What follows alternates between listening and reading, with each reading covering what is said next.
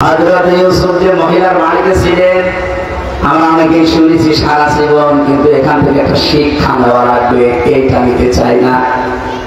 এই মহিলা তাকে 7 তলা বিল্ডিং এর উপরে নিয়ে ধোঁকা দিয়ে বোকা বানিয়ে ফসলিয়ে মিথ্যা কথার আশ্রয় নিয়ে 7টা দরজায় তালা লাগিয়ে নিজের সবগুলো পোশাক আশাক খুলে ইউসুফকে ডাক দিয়েছেন, অকলা হায় তালা, আসো আমার দিকে।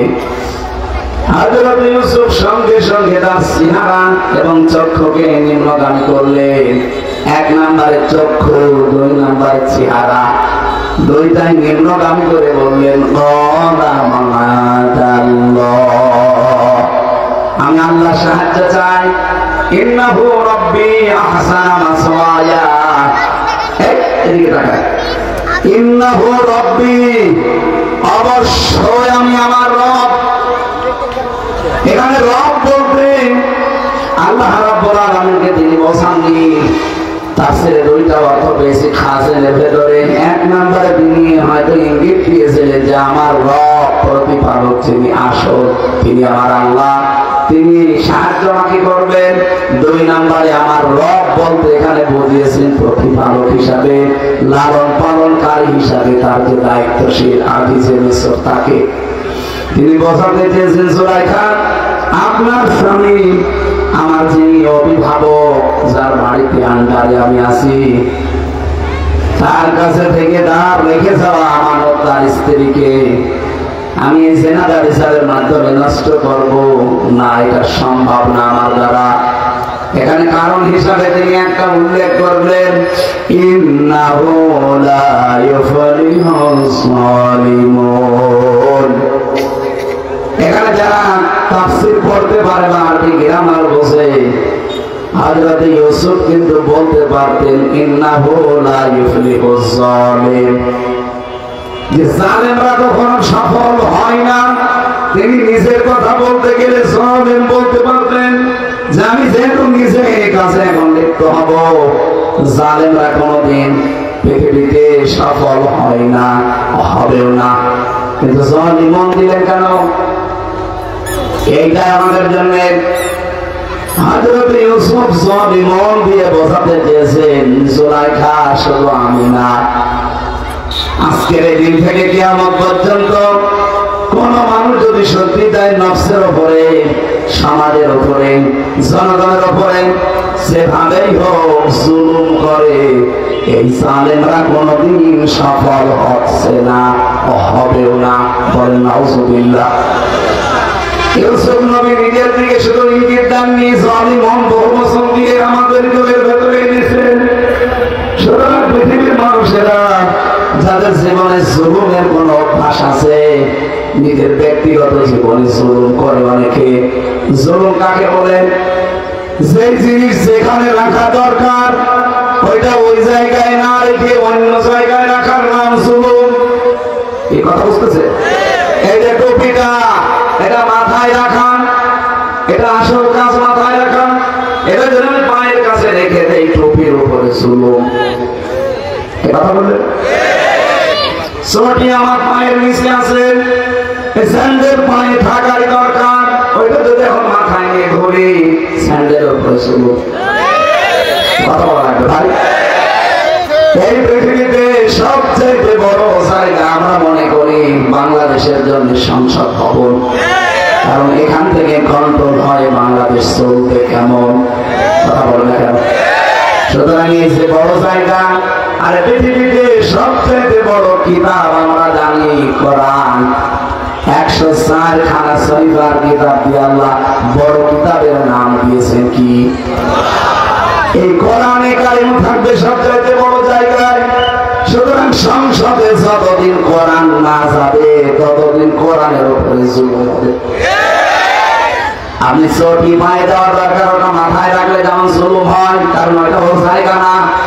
টুপি মাথায় রাখা দরকার, এটা মাথায় না দিয়ে পায়ের কাছে রাখলে জনগণের উপরে জুলুম হয়, কারণ এটা মাথায় রাখা দরকার, এটা পায়ের কাছে রাখা দরকার না।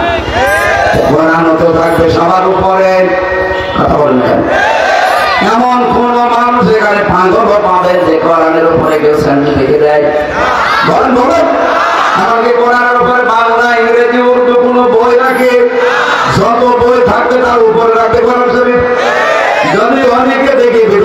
মসজিদে না বুঝে হোক আর না জেনে হোক কোরআনের উপরে ফাঁসায় আমল রেখে দেয়, এটা ঠিক না।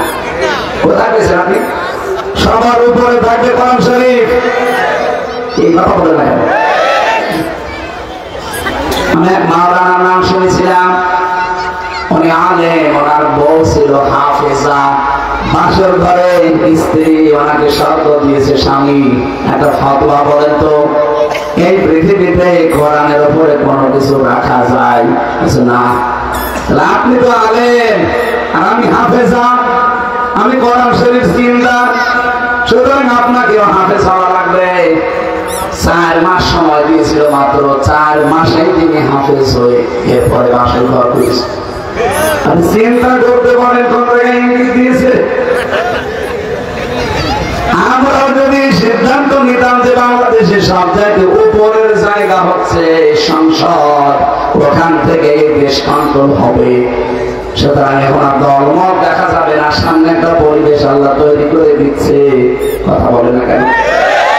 পরিবেশটা যদি আপনি সুযোগ কাজে না লাগান, আগামী 100 বছরে সুযোগ আসবে না। এ কথা শুনে যদি কারো কাছে রাজনীতি মনে হয়, আমার মনে হয় মাথার ভেতরে গোবর। 54 বছর তো আমরা উপরে এটা নিয়ে যেতে পারি নাই, এটার উপরে জুলুম হচ্ছে। কোরআনে কারিমের উপরে যদি জুলুম করতে না চান, তাহলে এখানে যেখানে রাখা দরকার ওই জায়গায় রাখা লাগবে। আপনার বিবেকেও তাই বলবে যে কোরআন আসলে উপরে থাকা দরকার। উপরে আমরা সবাই জানি দেশের সংসদের উপরে আর কিছু নেই, আছে? বলেন বলেন, এখানে নিয়ে যাওয়া লাগবে না কোরআনকে, এটাকে ফেরেশতারা নিয়ে যাবে। সামনে যদি সময় আসে, সুযোগ আসে, 300 এমপির ভেতরে আমরা চাই 151 জন যেন কোরআন বুকে নিয়ে সংসদে যেতে পারে। এটা যদি রাজনীতি মনে হয় আপনার কাছে, এটা আমার রাজনীতি। এটা যদি আপনার কাছে মনে হয় যে এটা ধর্ম ব্যবসা, এটা আমার ধর্ম ব্যবসা। আমি চাই এটা যেন যায় একেবারে সবার উপরে, তাহলে এর উপরে জুলুম হবে না। কথা বলে না কেন?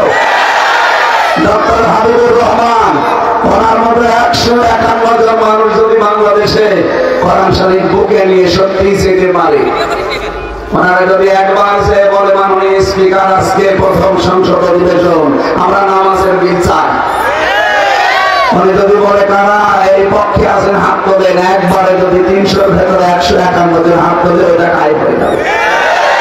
তারপরের দিন থেকে নামাজ পড়বে বাংলাদেশে 18 কোটি মানুষ। আমি হয়তো ভোট দিয়েছিলাম ডক্টর হাবিবকে একটা, এই কারণে হয়তো উনি এমপি হতে পারে। ওনার একটা ভোট পাওয়ার কারণে এমপি হয়ে, যেহেতু পক্ষে ছিল নামাজে, 18 কোটি মানুষ নামাজ পড়লে যা হবে, আপনি একটা ভোট দিয়ে এসে যাও। আমি যদি বানিয়ে বলি সূরা নিসা 85-86 নাম্বার নিয়ে আসেন, কোন হুজুর নিয়ে আসবেন, আমি তাফসীর সহ দেখাচ্ছি। মাইয়া শাফাআতান হাসানাতান ইয়াকুল্লাহু নাসিবুম মিনহা। কেউ যদি কোনো ভালো কাজে সাহায্য করে, ভালো কাজ করে যা হবে, শুধু আপনি সাপোর্ট দিয়ে তাই হবে। এরকম সাপোর্টের সুযোগ যদি সামনে আসে, শুধু বিড়ি আর চা খেয়ে নষ্ট করে দেবেন। অনেকে সাপোর্ট করার সুযোগ থাকে, সমর্থন দেওয়ার সুযোগ থাকে, কিন্তু বিড়ি আর চা সব বিক্রি করে। এখন যদি আপনাকে বলা হয় যে 1 কোটি টাকা দেবো, হিন্দু হয়ে যান, 1 কোটি টাকা দিল হিন্দু হতে রাজি না, অথচ 1 প্যাকেট বিড়ি দিলে আর 1 কাপ চা দিলে ও ভোট পাল্টিয়ে দেয়, তো এটা ওপর ইমান বিক্রি, ইমান বিক্রি না। জালেমরা যেহেতু সফল হচ্ছে না, হবে না, এটাকে আমার মানা মানা করাবে। কিন্তু দুনিয়ার বিষয়কে আখিরাতে আরো কঠিন। ইন্নামাস সাবিলু আলাল্লাযিনা ইয়াজলিমুনা নাস। আল্লাহ বলেন যারা জালেম, আমি নিজে তাদের বিরুদ্ধে মামলা দায়ের করব। বলে নাউজুবিল্লাহ। হযরত ইউসুফ আলাইহিস সালামের যে ঘটনাটা আমি তুলেছিলাম শিক্ষা দেওয়ার জন্য, এবার সেই শব্দটা সামনে এসেছে। হযরত ইউসুফ নবী আল্লাহর কাছে তিনি সাহায্য চাইলেন মনে মনে, কারণ চরিত্রের এই মহাদুর্যোগ চলছে। আরে ভাই, আমাদের মতো যৌবনার না, এই দেশে আমরা যারা বুঝাই, এখনো বহু পুরুষ এমন আছে ইন্ডিয়া হারবার আর কলকাতা হারবার ছাড়া চলতে পারে না। এরকম নেই। ইউসুফ নবীর কি যৌবন এরকম ছিল? আমির হামজার 100 আমির হামজা যৌবন ছাড়া ইউসুফ নবীর একাই ছিল। কি হবে না? মুহাম্মদ রাসূলুল্লাহ বলেন তোমাদের 100 হামজার ভেতরে যে শক্তি আছে, আমি মুহাম্মদ রাসূলুল্লাহ এক হাতের ভেতরে সেই শক্তি আছে। নবীদের শক্তি, তাদের যৌবন কত অটুট, কত মজবুত। এইরকম নবী একেবারে সুযোগ হাতের নাগালে। যেমন তেমন উল্টা পাল্টা কালো ধলা মহিলা না, বিশ্বের সুন্দরের ভেতরে যারা 1, 2, 3, 4 এর ভেতরে, তার ভেতরে জুলাইখা 2 নাম্বার। আমি তাফসীরে ফি সিরানিল কোরআনে পড়েছি, 4 জন মহিলার চেহারাকে আল্লাহ সবচেয়ে বেশি সুন্দর করে বানিয়েছিলেন। 1 নাম্বার আল্লাহ নিজের হাতে কাটিং করে বানিয়েছেন হযরত হাওয়াকে। আল্লাহ আলাইহিস সালামের বাম পায়ের হাড় বের করে নিয়ে যে সুন্দর কাটিং করেছিলেন, ওইটা হাওয়া আলাইহিস সালামের। এত সুন্দর মানুষ দুনিয়ায় আসে না, কিয়ামতের আগে আসবে না। 2 নম্বরে চেহারার কাটিং সবচেয়ে সুন্দর ছিল হযরত সুলাইখার। সেই মহিলা এখন পুরা উলঙ্গ প্রায় দাঁড়িয়ে আছে একজন যুবক মানুষের সামনে, 7টা দরজায় তালা লাগানো। ইউসুফ নবীর ভেতরে কিন্তু আকাঙ্ক্ষা চলে এসেছিল, কারণ তিনিও মানুষ। এই জন্য আল্লাহ পরে আয়াতে দিয়েছেন, ওয়ালাকাদ হাম্মাত বিহি ওয়া হাম্মা বিহা। জুলাইখা যেমন সব কাপড় চোপড় করে জিনা করার জন্য রাজি, ইউসুফ নবীও রাজি। হ্যাঁ না মানে আরে ভাই বাংলা অর্থ তো এটাই হয়। ওয়ালাকাদ হাম্মাত বিহি ওয়া হাম্মা বিহা। জুলাইখা যেমন রাজি, ইউসুফ রাজি, কারণ তার ভেতরে তো মানবীয় গুণ আছে। তিনি তার ফেরেশতা ছিলেন না। কি ফেরেশতা ছিলেন?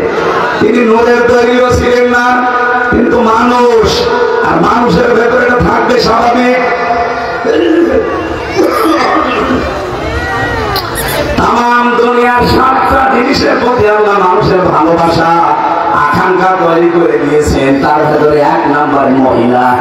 মেয়েদেরকে আল্লাহ এমন ভাবে বানিয়েছেন, তাদের দেখলে পুরুষের আসক্তি, আশঙ্কা, এরপরে ভালোবাসা, লোভনীয়, এগুলো তৈরি হবে, এটা স্বাভাবিক। ইউসুফ নবী যেহেতু মানুষ ছিলেন, তার ভেতরে তৈরি হয়েছিল। এই জন্য আল্লাহ দিয়েছেন হাম্মাত বিহি ওয়া হাম্মা বিহা। জুলাইখা আগে রাজি, ইউসুফ নবীও রাজি হয়ে গিয়েছিলেন। লাউলা বুরহানা রাব্বি, যদি তার রব তাকে কিছু দলিল না দেখাতেন। কি দলিল দেখিয়েছেন? তাফসীরে সালালাইনের ভেতরে 2টা দলিলের নাম আমি পেয়েছি। এই যে বুরহানা রাব্বি, তার রব তাকে প্রথম দলিল দেখিয়েছেন, জান্নাত থেকে একটা চিরকুট পাঠিয়েছিলেন জিবরাইলকে দিয়ে, আমি তোমার মালিক আল্লাহ পাক বলছি, তুমি কিন্তু জিনা করতে পারো না হে ইউসুফ। 2 নম্বরে তার বাবা ইয়াকুব আলাইহিস সালাম একেবারে সরাসরি ঘরে এসে হাজির। ইউসুফ, আমি তোমার বাবা বলছি, তুমি কিন্তু জিনা করতে পারো না। ইউসুফ নবী 2টা দলিল দেখার পর সঙ্গে সঙ্গে তার মনের পরিবর্তন হয়ে গেছে। ডাক দিয়ে বলে, মালিক তুমি আমাকে সেই কুয়া থেকে বাঁচিয়েছিলে ভাইদের ষড়যন্ত্রে, তখন তো আমার জীবন বেঁচে গেছে, কিন্তু আজকে যে মহা কুয়ায় পড়ে আছি, এখানে আমার ঈমান নিয়ে টানাটানি। রব্বুল আলামিন, আমি তোমার সাহায্য চাই, আমার ঈমানটা যেন ধ্বংস হয়ে না যায়। আল্লাহ পাক বলেন, এই 2টা দলিল দেখার সঙ্গে সঙ্গে তিনি দৌড় দিয়েছেন, একটা মনের জোরে আর একটা আমি আল্লাহর উপরে তাওয়াক্কুল করে। আবার শোনে, যদি এরকম কোন পরিস্থিতি আমাদের ইউসুফ নবীর মতো তৈরি হয়, একদিকে মনের জোর আর একদিকে আল্লাহর উপরে তাওয়াক্কুল করে যদি একটু নড়াচড়া করতে পারি, শুধু সামনের দিকে পা বাড়িয়েছিলেন। তাফসীরে জালালাইনে মুফাসসির বলেন, উনি একেবারে জুলাইখার সামনে থেকে 1 পা 2 পা করে 7টা দরজা তো তালা লাগানো। প্রথম দরজায় যাবার পরে দেখে না, দরজা খোলে না, উনি দাঁড়িয়ে আছে। জুলাইখা মনে মনে হাসতেছে যে পাগল হয়ে গেছে। প্রথম দরজায় দাঁড়ানো, অথচ 7টা দরজায় তালা লাগানো, চাবি তো আমার হাতে, ও দৌড় দিয়ে করবে কি?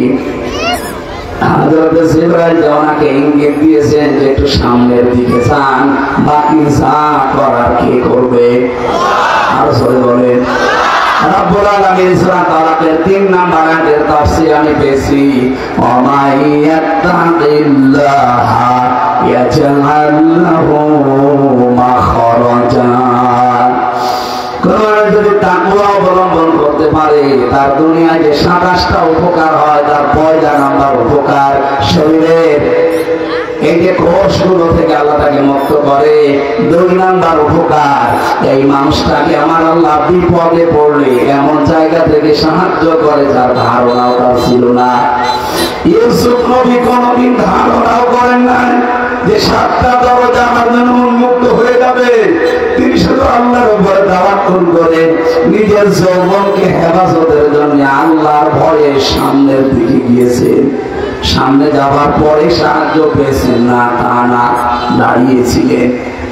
জুলাইখা যখন ধরতে গেছে তখন তিনি মনের জোরে আল্লাহর উপরে তাওয়াক্কুল করে যখন সামনে দরজায় হাত দিয়েছেন, এই যে হাতটা দিতে দেরি, এবার দরজা খুলতে দেরি হয়নি।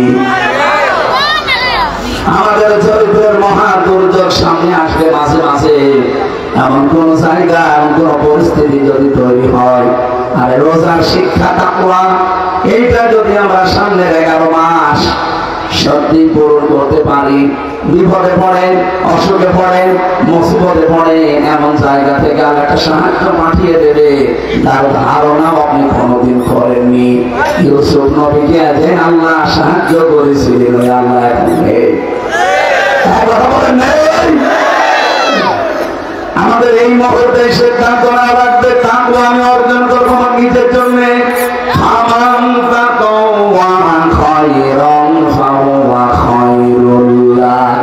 আমি যদি সত্যি কোনো ভালো কাজ জানবে এটা আল্লাহর কোনো উপকার নেই, আপনার নিজের উপকারের জন্য তাকওয়া অবলম্বন করবো। রোজার দ্বারা এটা কি আল্লাহর উপকারের জন্য না আমার নিজের? সুতরাং এখন থেকে সিদ্ধান্ত নিয়ে নেন, রোজা আমি এমন ভাবে রাখছি ক্ষুধার যন্ত্রণায় মরে গেল আমি খাবার খেতে পারি না, এইটা যেন বাকি 11 মাস আমার জীবনে থাকে, কেউ না দেখে দেখে কে? আরো সবাই বলে হযরত ইউসুফকে যেমন আল্লাহ ওই ময়দানে সাহায্য করে বাঁচিয়ে দিয়েছিলেন, পরবর্তীতে আরো যে কাহিনীগুলো আছে আমার শিক্ষা দেওয়ার বিষয় এখানে এটা ছিল যে বিপদে পড়লে যদি তাকওয়া থাকে আমার আল্লাহ বিপদ থেকে একটা ওসিলা দিয়ে বাঁচিয়ে দেয়। আমাদের সামনেও বিপদ দুনিয়ায় এবং আখিরাতে আছে, আমি দুনিয়ার বিপদ আল্লাহ বাঁচাবে, সবচেয়ে ভয়ঙ্কর বিপদ যেহেতু আখিরাতে, কিয়ামতে তাকওয়ার দ্বারা হাজার লক্ষ মানুষকে আমার আল্লাহ কঠিন বিপদ থেকে শুধু বাঁচাবেই না, জান্নাত তার নিকটবর্তী করে দেবে। কোরআনে কারীম জানিয়ে ওয়াসিলি ফাতিলে জান্নাতুল মুত্তাকিনা গায়রা বাঈদ। সূরা কাফের ভেতরে আছে কোন মানুষ যদি সত্যি মুত্তাকি হতে পারে, তাকওয়া অবলম্বন করে, রব্বুল আলামিন জানিয়েছেন ওই মানুষকে আমি আল্লাহ জান্নাত যাওয়া লাগবে না, জান্নাতকে ওর নিকটবর্তী করে দেব। এজন্য আমরা রমজান পেয়েছি খেলা নষ্ট করতে চাই না।